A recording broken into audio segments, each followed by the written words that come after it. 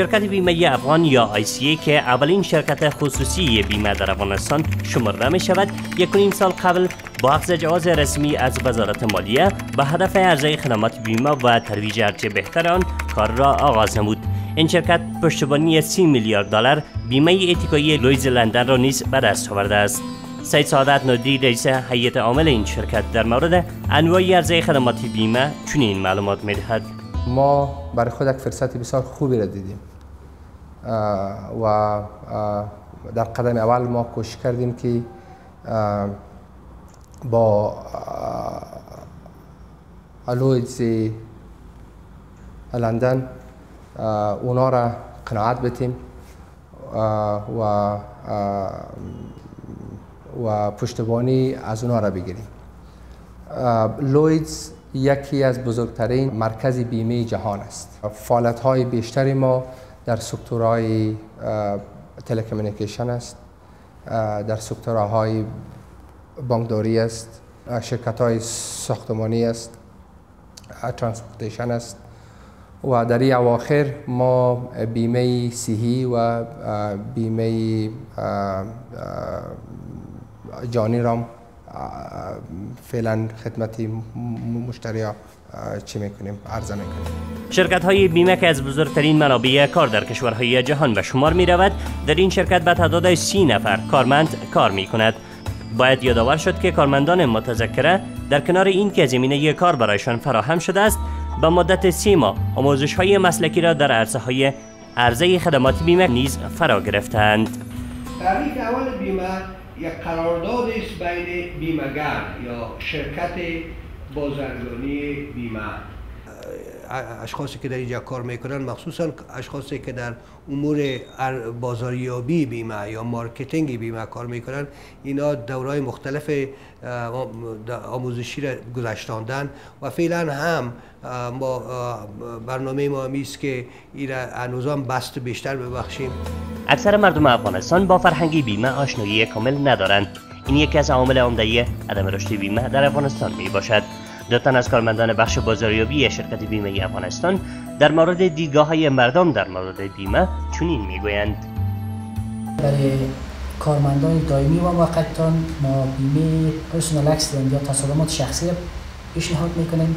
مونږ د خپل بازاریابي لپاره اولا مونږ خپل کمپنی بروشر لرو سره د بعضی او لاینز انشورنس لاین یا د انشورنس هغه بیمه چې مونږ خلکو ته ورکوو، هغه مونږ سره چې مونږ کله مشتری ته ورځو نو هغوی ته مونږ د خپل بروشر په باره کې معلومات ورکوو. از مونږ بروشر کې تقریبا تمام معلومات داسې کلا واضح هغوی ته لیکل شوي چې هغوی کولی شي د هغې نه یو څه درک واخلي، چې یعنې پوه شي چې بیمه په افغانستان کې څه رول لري او چه شده بیمه. تقریبا قسمی که ما بازار را بررسی کردیم و حالی از بازار معلومات داریم، همه مردم خوشبین هستند، اما فقط مشکل ای بوده که تا هنوز در فکر بیمه کسی نبودن، ای که آگاهی نبوده. آگاهی عامه بسیار بسیار اندک است در مورد بیمه و کسایی که ما با اونا معرفی شدیم و البته بیمه را به اونا تعریف کردیم، اونا بسیار علاقمندی زیادی نشان داده و تعدادی زیادشان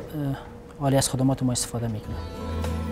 شرکت بیمه افغانستان یا ICA در حدود 100 شرکت خصوصی هوایی، بانکی، شرکت‌های ساختمانی، مخابرات و اراده‌جات را بیمه نموده است. فدا محمد معاون شرکت کامیر و محبوب فروتن مسئول بخش بررسی کابل بانک که دارایی‌هایشان را در این شرکت بیمه نمودند، بیمه را در شرایط فعلی افغانستان برای سرمایه‌گذاران مهم خوانده چنین می‌گویند.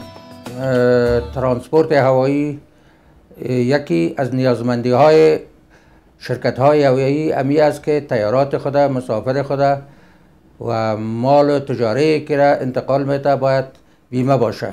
برای اینکه کشورهایی که تیاره در او پرواز میکنن، اونا تیاره را که بیمه نشده باشه، مسافرش بیمه نشده باشه، اصلا اجازه پرواز در او کشور نمیده. تیارات ما در لویدز لندن از طریق کمپانی بیمه افغانستان که به نام ICA است بیمه شده. کابل بانک توانست با همکاری با شرکت ICA که مربوط به که در ارتباط با یکی از کمپانی های بیمه انگلستان می باشد، توانست یک مقدار دارایی های ثابت خود خیش را که شامل پول نقد حال انتقال می باشد، شامل پول نقد در خزانه، چک های جعلی، جرایم کامپیوتری، پول های جعلی، اینا همه بخش هایی است که کابل بانک از جمله دارایی های ثابت خود بیمه نموده.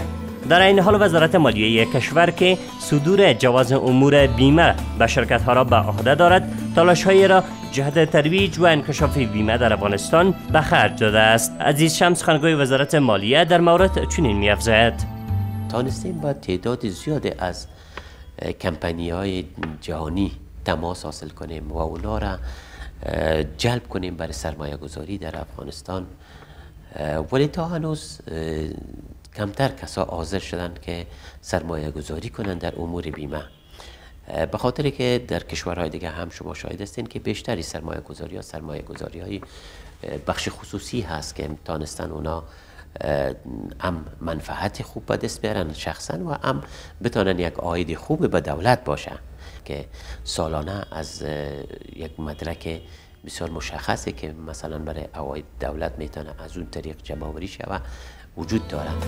بیمه اولین بار در قرن 15 میلادی در زمینه حمل و نقل کالاها در کشورهای مدیترانه و به طور خاص در ایتالیا ظهور کرد.